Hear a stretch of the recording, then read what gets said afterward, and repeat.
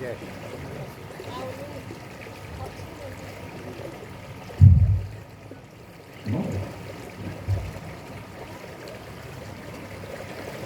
ठाकुर हमारे राम बिहारी हम हैं राम बिहारी के।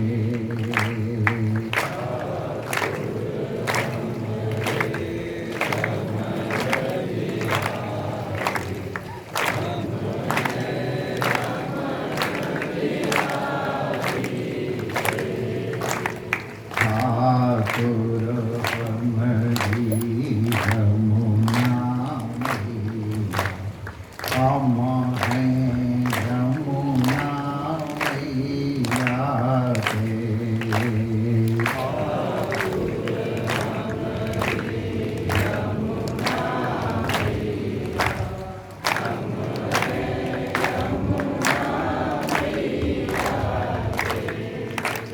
ठाकुर हमरे सद्गुरु प्यारे हम हैं सद्गुरु प्यारे के।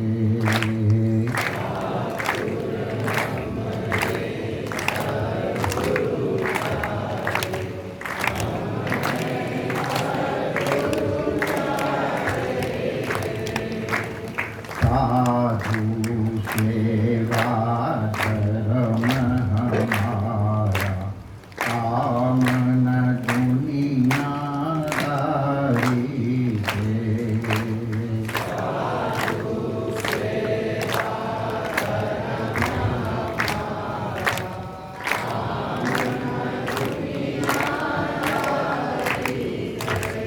कोई भला तो हो चाहे बुरा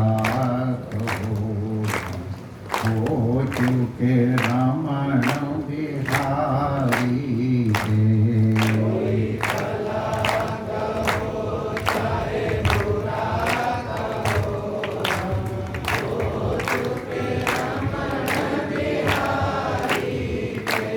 हम हो चुके रमण बिहारी के।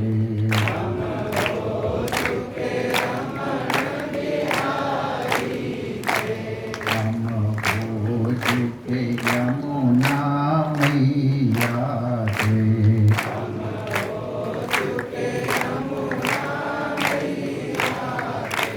हम हो चुके सद्गुरु प्यारे के।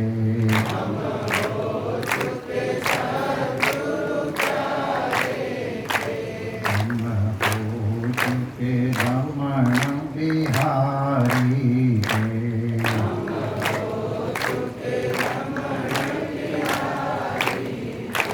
श्री रमण बिहारी लाल की जय। श्री यमुना महारानी की जय। पूज्य सद्गुरुदेव भगवान की जय। सर्व संत हरिभक्तन की जय।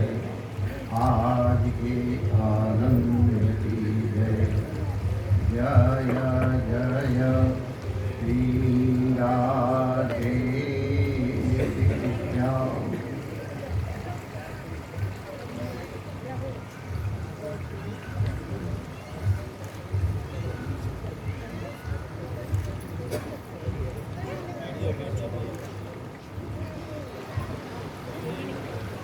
नारायण नारायण नारायण नारायण। आओ बंधु सुनो।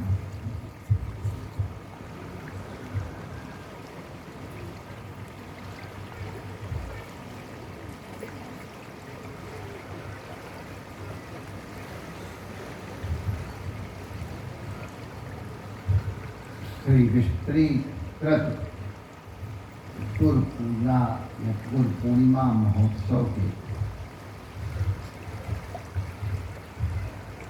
आज चरम दिवस के ऊपर सद्गुरु वैद्य वचन विश्वासा यह विषय कर आशा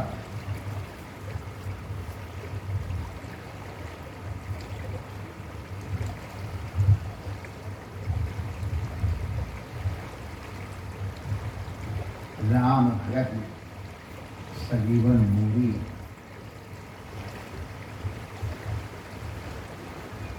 इस चर्चा के माध्यम से गुरु कृपा का, गुरु के अनुग्रह का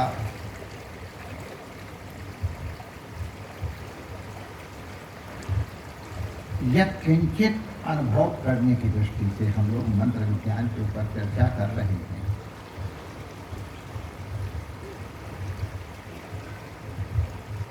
और इस क्रम में कल प्रणव शब्द की चर्चा हुई। तंत्रों में भी और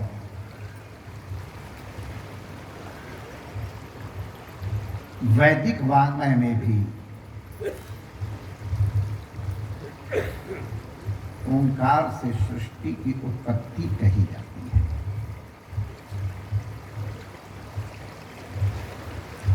ओंकार से सृष्टि की उत्पत्ति इस प्रकार से शक्य है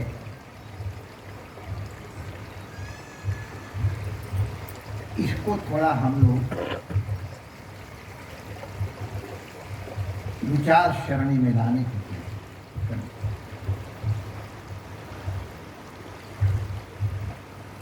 ये सृष्टि कब हुई है, कब से प्रारंभ हुई है,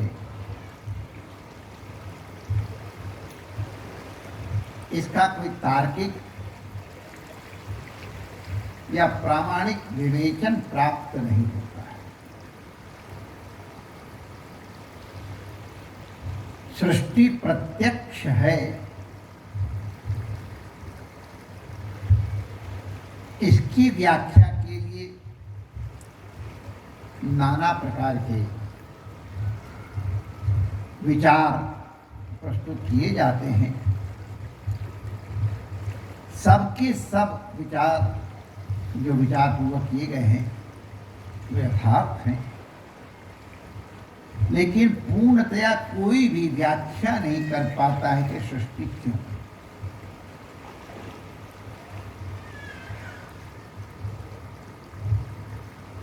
आदि सृष्टि कब हुई, इसकी कोई व्याख्या नहीं, कोई तार्किक निर्णय नहीं हो पाता है। इसको स्वीकार किया जाता है कि सृष्टि है और ये सृष्टि बंधन का कारण है अथवा बंधन से मुक्त होने का उपाय है, दोनों। ये द्वार है सृष्टि, इसके द्वारा अंदर घुसा भी जाता है और इसी के माध्यम से बाहर भी निकला जाता है।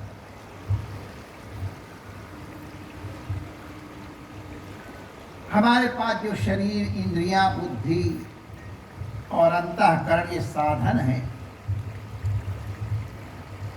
इन्हीं का उपयोग करके हम अपने आप को बंधन से मुक्त कर सकते हैं, इस द्वार से बाहर भी जा सकते हैं। इंद्रियों का स्वभाव है परांचिखानी, बाहर की ओर देखती हैं, अंतःकरण का अवलोकन नहीं कर पाती।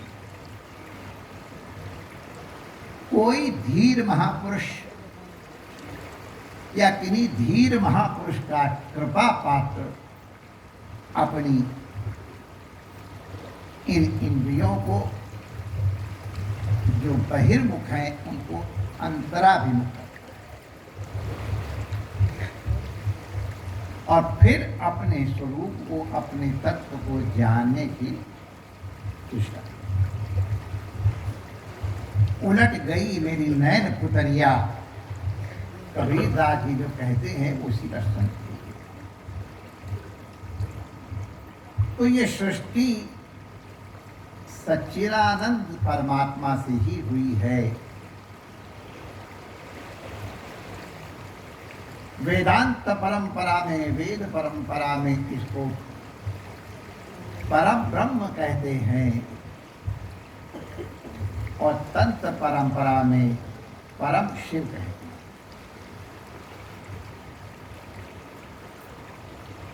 परम शिव अपने स्वरूप में ही आनंद मग्न हैं। उनके मन में जब इच्छा हुई कि एको हम बहुश्याम प्रजाये, मैं इस समय अकेला हूं,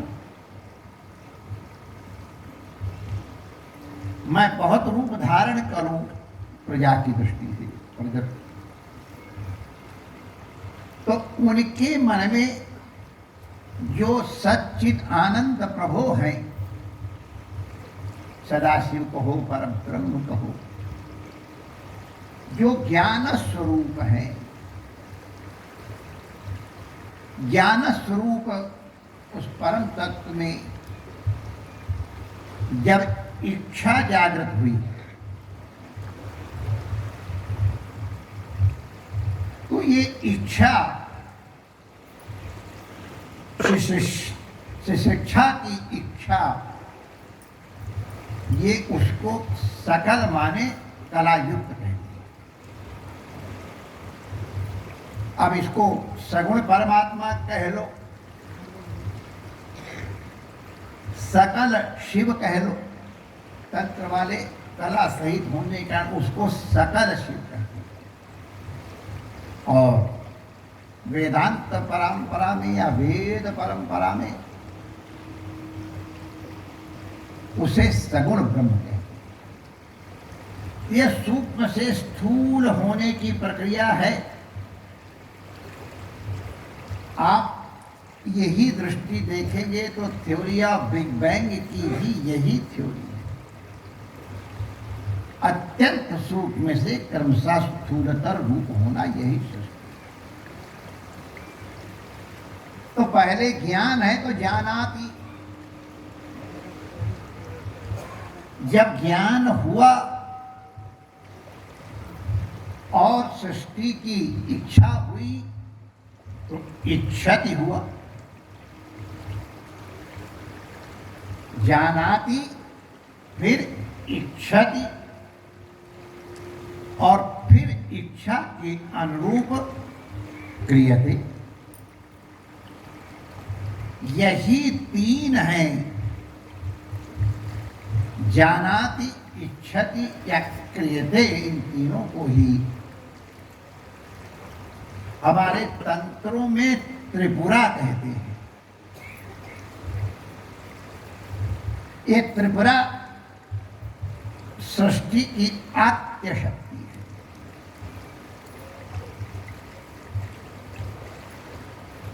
त्रिपुरा भगवती है, त्रिपुरा भैरवी, बहुत लोग हैं। तो ये जो त्रिपुटीकरण है, ये हमारे जीवन में भी है। हम भी कभी कोई कर्म करते हैं तो पहले हम उसका जानकारी करते हैं कि भाई ब्रह्मांड घाट में स्वर्ग आश्रम में आरती होने वाली है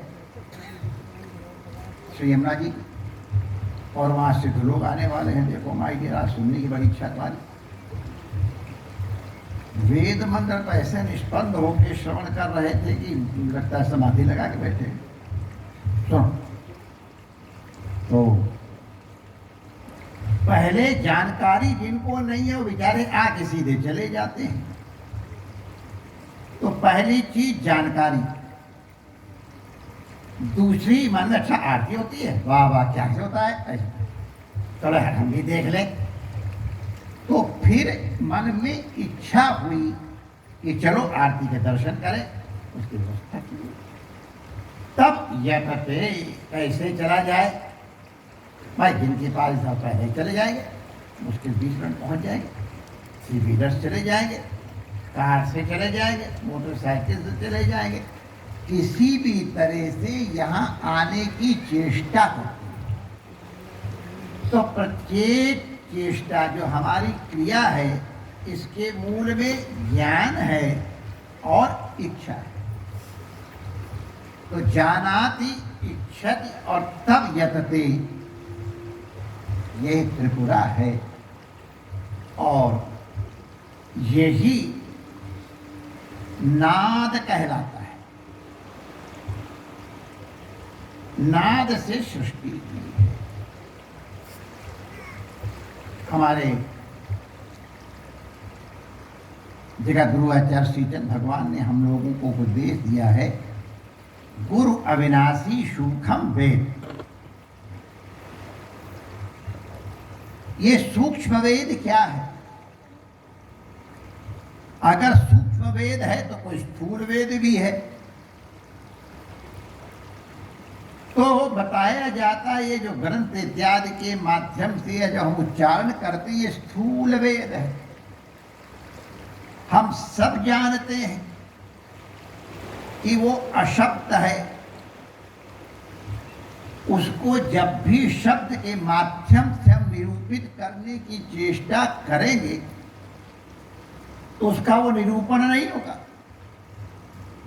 क्योंकि वो शब्द गोचर है ही नहीं। शब्द गोचर न होने के कारण शब्द का प्रयोग और कोई उपाय नहीं, इसलिए किया जाता है और उस शब्द के प्रयोग के माध्यम से इंगिती माने इशारा किया जाता है। जैसे सूक्ष्म चंद्रमा को दिखाने के लिए उंगली का निर्देश किया जाता है। जो योग्य शिष्य है वो उंगली के इशारे को समझ करके चंद्र के या नक्षत्र के दर्शन कर लेता है, और जो केवल उंगली को ही देख कर रहेगा वो समझेगा यही चंद्र है। तो जितने भी शास्त्र हैं, कोई भी शास्त्र, ये सबके सब इंगिती है। अविद्या मृत्यु तीर्थवा विद्या मृतमश्नुते। विद्या क्या है? वही सूक्ष्म तत्व है जो वाणी का विषय नहीं है, अनुभूति का विषय है। गुरु कृपा से गुरु की इंगिती प्राप्त करके उसका अनुभव होता है, वही वास्तविक ज्ञान है और वही वास्तविक वेद है। वो अत्यंत सूक्ष्म है, वो अत्यंत सूक्ष्म वेद शब्द के मैंने, क्योंकि जब इच्छा हुई तो इच्छा को हमारे यहाँ एजन कहते हैं। एजन हिलना, तद एजत तन्नैजत तद्दूरे तदुवंति के जो कहा जाता है, तो ये एजन, ये क्रिया शक्ति का द्योतक है। जहां एजन होगा वहां तरंगे बनेगी, जहां तरंगे बनेंगी वहां शब्द की उत्पत्ति होगी। तो ये जो आदि एजन है ये अत्यंत अत्यंत अत्यंत सूक्ष्म। हम लोग जिस वाणी बोल रहे हैं वो तो बहुत ही स्थूल स्थूल स्थूलतर स्थूलतम है, वो अत्यंत सूक्ष्म है। हमने कहीं किसी वीडियो में हमको दिखाया गया था, ये जो सृष्टि में जो स्वर हुआ है उसको बताया गया कि उसको कम करके इकट्ठा करके उसको और condense condense condense condense condense करते करते और कहा ये सृष्टि की मूल ध्वनि है। ये बताया गया हमने विज्ञान से।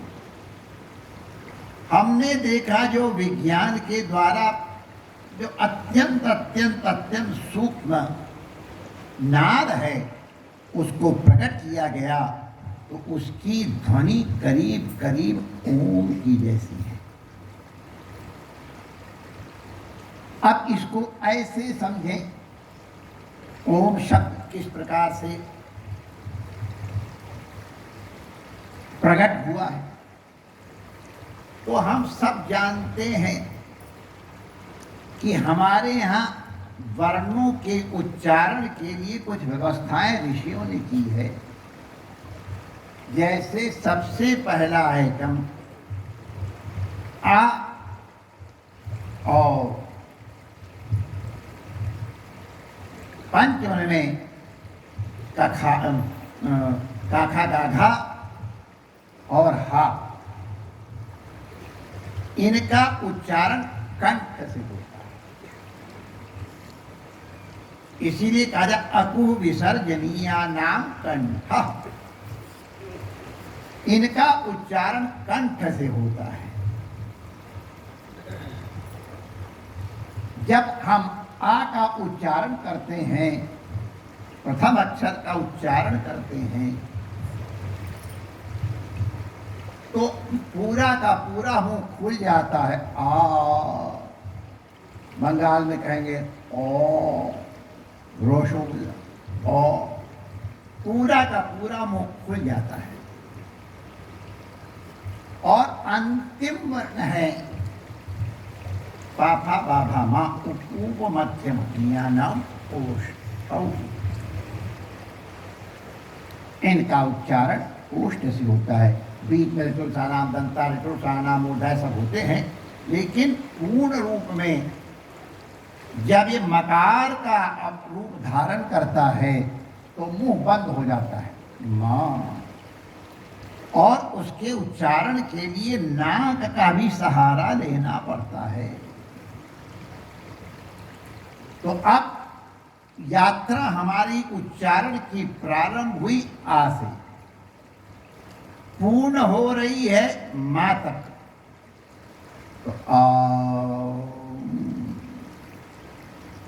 तो आ का उच्चारण करने के बाद मां तक पहुंचते समय समझते तक मुंह धीरे धीरे सिकुड़ता जाता है, मुंह बंद हो जाता और चरम गति में ओंठ बंद हो जाता है। तो उसी में आदि में आ, मध्य में ऊ और अंत में मां हो जाता है। यही आ, ऊ और मां ये प्रतिक्षण बदलता है, क्योंकि स्पंद नित्य है, इसीलिए इसको नव कहते हैं। नव माने हर क्षण नया नया उत्पन्न होता है, स्पंदन है ना। उसी नव को हर क्षण नया होता रहता है, इसलिए प्रणव कह देते हैं। प्रणव माने आ उ मा माने ओंकार, नाद और बिंदु क्रिया से। ये आ उमा का जो उच्चारण है, जैसा हमने आज तक ये स्थूल वाणी क्या बहुत, जिसको हमारे व्याकरण शास्त्र में स्फोट कहते हैं। स्फुटनम स्फोटः, स्फोट का तात्पर्य यही है। तो वो आदि शक्ति है, वही ओंकार परमात्मा का वाचक है, सच्चिदानंद, उसका उच्चारण किया जाता है और उसी की सामर्थ्य से ये स्थूल सृष्टि की उत्पत्ति हुई। उसी से आदि ब्रह्मा, आदि विष्णु और आदि महेश्वर की उत्पत्ति मानी जाती है। इसलिए ओमित्येकाक्षरम ब्रह्म, तो ये मंत्र शास्त्र। इसी तरह से राम शब्द है, रा है, अंग है, मां है, तो ये भी इसी तरह से सूक्ष्म तत्व हैं। गुरुदेव कृपा करके आपको ये सूक्ष्म तत्व स्थूल रूप में प्रदान करते हैं। आपको यात्रा करते हुए इसका जो सूक्ष्म स्वरूप है उसको अनुभव करना है। हम लोग जब मंत्र बताते हैं तो बता देते हैं कि देखो हम मोटा मोटी अर्थ तुमको बता दे रहे हैं, ये गलत नहीं है, लेकिन वास्तविक अर्थ आप जब करोगे, जब आप ध्यान करोगे, जब मनन करोगे, तब आपके अंतःकरण में इसका वास्तविक तात्पर्य या वास्तविक अर्थ तो ये जो मंत्र विज्ञान है जिसकी हम लोग चर्चा कर रहे थे, तो इस तरह से अत्यंत वैज्ञानिक पद्धति है। उसी के शुरू बीज मंत्र भी हैं, अन्य सत्य वर्ण हैं, उनकी चर्चा फिर हम लोग सुना करेंगे। हम सिद्ध जी को बार बार प्रणाम करते। आज बड़ा अनुग्रह किया आपने। अष्टमी के दिन जब हम लोग त्रिपुरा का चिंतन कर रहे हैं तो आपने दर्शन दिया, सबको दर्शन दिया इतने प्रेम से। तो इतनी देर तक इतनी भीड़ में आके कोई सामान्य सर पर बैठेगा? आराम से बैठे हुए। जब वेद मंत्र उच्चारण कर रहे थे तो निष्पन्द होके वो सूक्ष्म वेद सुन रहा था। उनके पास कान नहीं है, सब जानते हैं, लेकिन स्पंदन की अनुभूति वो करते हैं जो विज्ञान के विद्यार्थी जानते हैं। तो जब तक वेद मंत्र का उच्चारण हुआ, मैंने देखा वो हिले भी नहीं। तो उनको हम प्रणाम करते, जरूर आप आए, दर्शन किए। और हमको लगता है ये सब विषय आपको ध्यान नहीं रहेंगे, हमको मालूम है, लेकिन कम से कम इसका अज्ञान आपको नहीं होगा।